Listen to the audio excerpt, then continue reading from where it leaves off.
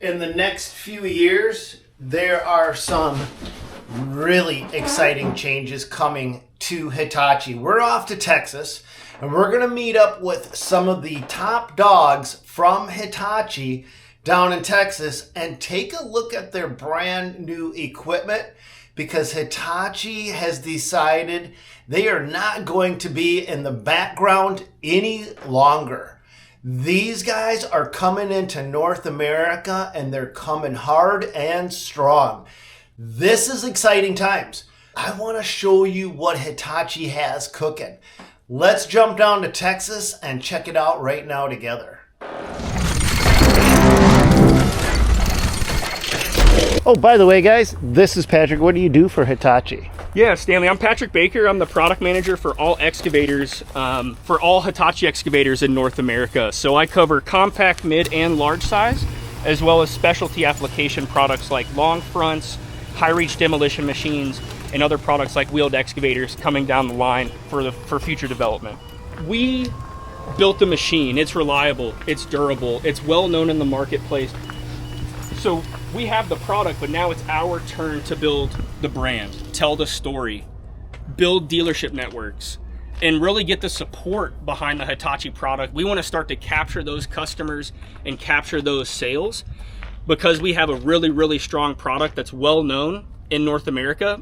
The reason Patrick mentioned John Deere is because one of those little known facts is that for many years now, Hitachi has been the main manufacturer for a majority of the John Deere excavators that we see in North America.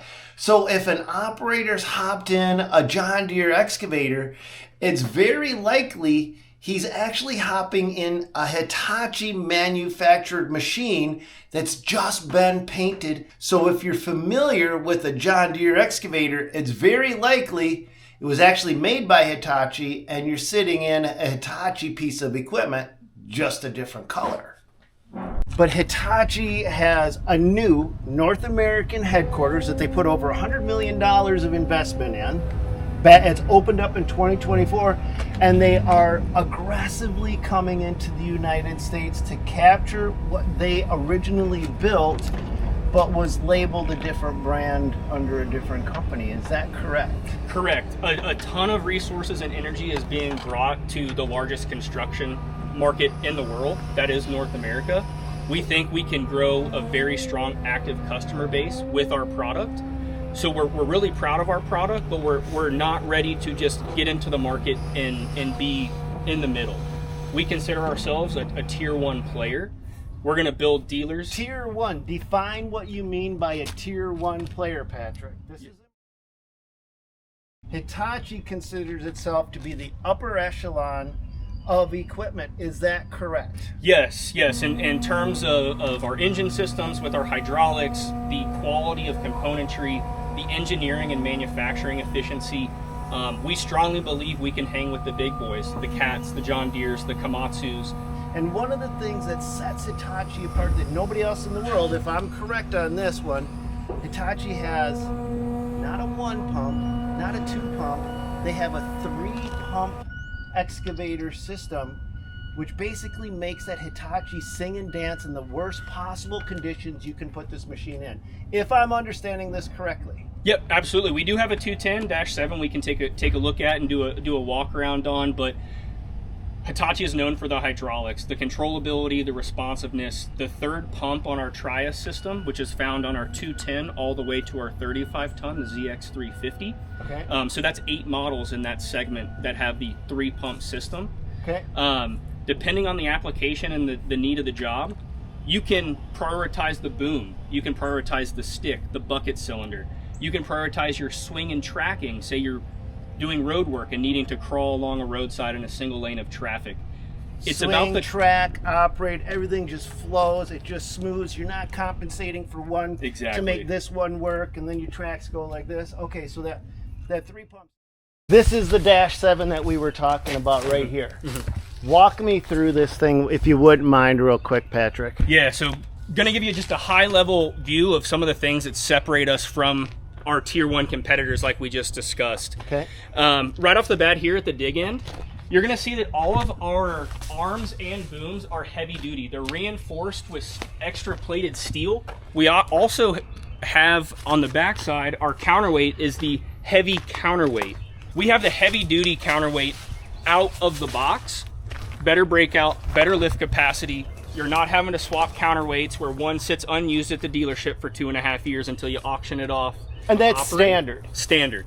So it doesn't cost you extra, but in fact, you're saving about an average of 10% over a different tier 1 machine. Now, one of the things that, you know, guys are going to want to say, I mean, we get that John Deere was made by Hitachi, so there's not going to be a sacrifice in quality, but you're actually going to get more bang for your buck, more value for your dollar. So if you went with a Hitachi excavator, you may pay less but get more, but you're not sacrificing anything.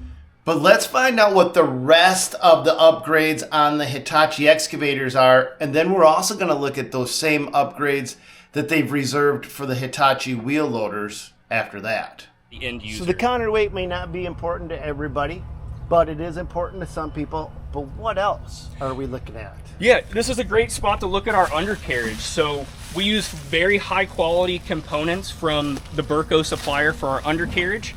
So on the undercarriage, we've beefed up the idlers. We've added 3 track guards for better protection for your track chain. We've even increased our hose diameters to our drive motors by 1/4 of an inch for what we like to call effortless tracking.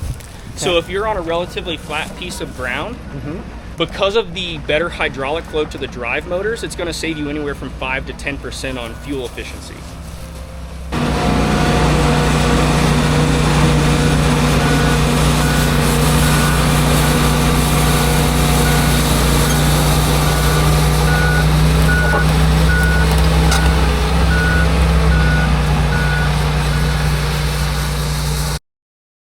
What about in the cab? This is where a lot of guys spend a lot of hours, and if some of these equipment operators are spending more hours in the cab of that machine than they're spending in bed with their wives. What did you do to make their life better? Yeah. So the cab, again, that's 8, 10, 12 hours a day, sometimes longer. It's just like a cubicle for myself at HCMA. You have to be comfortable to be productive. So we've lengthened the cab by over 3 inches and added 2 additional inches of added headspace. Okay. The headspace really makes this cab feel very, very roomy. We've also added the dual adjustable seat and console. So you'll see that the seat will move forward and backwards as well as up and down with your joystick, so you can find that perfect operating position to stay very productive and perform at a very high level throughout the day. You're also going to see our new LCD anti-glare 7-inch in-cab display. Anti-glare material, you can do a ton of programming on this new display. You can preset up to 16 attachments. By holding down the number 9 on our keypad, it opens up to a full service menu where you can actually set maintenance reminders, set service and maintenance schedules, as well as identify any codes or errors that may be thrown during operation. Can I throw something at you? Yes, sir. As I'm looking at the cab, and I've spent, I don't know, 15, 20,000 hours in an excavator, I am not ever overly impressed with a cab that has more bells and whistles and buttons than I can actually use to dig a hole in the ground. And as I look at this thing, I see a piece of equipment that is simple, well laid out, and allows me to move one operator out and another operator in without a massive learning curve, because I don't have one operator for every piece of equipment. I have multiple operators that have to hop in multiple machines. And so I like the fact that it's not overly sophisticated in my 2 cents. Yeah. With some of the new cabs that have come out for some of the competitive machines, operators have even told me that they seem overwhelmed at times with how many gadgets and gears and buttons and functions. Hitachi does a few things really, really well, and that's excavators, hydraulics, power system, and That's where we've dedicated resources to. That Trias 3 pump, that Isuzu engine without a DPF. Wait, but what do you mean without a DPF? So our Isuzu engines on our mid and large size excavators, our after treatment system does not require a diesel particulate filter. It's actually incredible. One of the things written in the operator's manual is that our our after treatment system is 99% maintenance free. And for a Japanese company to put that in writing really, really means something. A lot, because they're super hyper conservative versus what you're going to get. The Japanese culture is hyper conservative. So if they're saying it's, what was it? 99% maintenance free, and you can look that up in every operator's manual we have for mid and large size excavators. The after treatment system, we run a series of selected catalytic reduction filters plus what we call a DOC, or diesel oxidation catalysts. In layman's terms, it's a number of filters that's mixed with that ammonia DEF fluid. What does that mean for maintenance though? Again, it's 99% maintenance free. You do still have regen, but it's much less frequent. And again, anytime I get a chance to put this out into the world, and it's idle these machines as least as possible. Run them wide open. Yep. You're really going to have a lot more success on the maintenance side and taking care of your hydraulics and engine. Really prioritize safety at Hitachi. All of our mid and large size excavators come with left, rear, and right side cameras with LED lights. Standard. Okay. And you have 6 different viewing positions within the cab display. Bird's eye, left, right, rear left. So you have a lot of flexibility on any job site to be able to know who's around you and what's happening around the machine. Patrick, thank you. I want to talk to a guy that actually does the service on this next. Okay. So I'm going to head over to ASCO. I'm going to talk to one of the service reps and find out exactly how that service is out in the field from someone that is doing it. Barrett, every machine breaks. What are you going to do to ensure that guys can get back in operation as fast as possible? It's a great question. With 95% on-the-shelf parts availability, it is our mission to get parts in hand in 24 hours, have our customers back up and running in 48 hours. So when you say 95% parts availability, Hitachi has 2 separate strategic locations inside of the United States. How does that process go? You've got a guy broke down out in the field. What happens from that point? What happens from that point is that particular customer will call into our office or to one of our on-site product support sales reps. They will let us know they're down. We will get those machines inspected. We'll get the parts ordered. We'll get them here. We'll send one of our 273 service techs out to that machine location and get that guy up and running. But the 273 service techs are from ASCO. That is correct, from ASCO equipment. What if they don't happen to be in an ASCO area? So the beauty is that in Hitachi's dealer network, the way that they partner with dealers is to make sure that their values match up with ours so that they can also keep that level of service from the other dealers across the United States. So it doesn't have to be an ASCO thing. Any Hitachi dealer has 95% parts availability within 24 hours to keep guys up and operating. That is correct. Now, we prefer, obviously, that you use ASCO if you're in Texas or Oklahoma, but the other dealers, top-notch as well. Awesome. All right. Thanks, Barrett. Appreciate it. My pleasure. Now, earlier we were talking about the Dash 7 upgrades that Hitachi has put into their excavators, but they've also put them into their wheel loaders, Chris? That is correct. Okay, guys, this is Chris. What do you do for Hitachi? I am the product manager here at Hitachi Okay. for wheel loaders. And we have a Dash 7 next to a Dash 6. Correct. Let's look at the Dash 6 first, and then let's show them the differences. Okay. Are you good with that? Yeah, let's do it. But one of the main differences on the Dash 6 machine is really the inside of the cab. So we wanted to focus on comfort, and this is based off of feedback from our dealers and our customers. So what we did is we changed the booms, color design, so it's easier. We made them so that way you have better visibility when looking out the cab. We also changed the inside of the cab to give you more room, more leg room. Ergonomics has been improved, and the buttons have been placed up on the right B-pillar post to allow the operator to easy access to any of the functions that he needs on the wheel loader itself. So would you say a lot of the upgrades in the wheel loader would be in operator comfort, or is there massive structural changes, or no massive structural changes? There's slight changes to the structure as well. I like to the booms. I'm testing you, okay, because I don't want to see massive structural changes in a piece of equipment.